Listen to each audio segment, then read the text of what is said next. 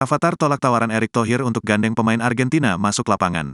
Anak Raffi Ahmad, Rafathar ditawari Erick Thohir untuk mendampingi pemain Argentina pada laga persahabatan, Senin, tanggal 19 Juni tahun 2023. Kemarin itu Rafathar dikasih kesempatan sama Pak Erick Thohir untuk menggandeng timnas Argentina yang masuk tuh. Awalnya dia semangat banget, ungkap Raffi Ahmad saat di acara FYP, dikutip dari YouTube Trans 7 Official, Rabu, tanggal 21 Juni tahun 2023. Raffi Ahmad menceritakan bahwa anak sulungnya tersebut mendadak tidak bersemangat. Pasalnya, Rafathar masih teringat laga tim Rans melawan Persija beberapa waktu lalu. Mungkin dia dikasih tahu ternyata yang nontonkan puluhan ribu. Nah Rafathar tuh langsung berkecil hati. Rafathar tuh pernah waktu Rans lawan Persija waktu itu. Tim Rans tuh kala ada yang teriak Rafathar nangis, ujarnya. Raffi Ahmad berharap anaknya tidak kapok dengan peristiwa tersebut.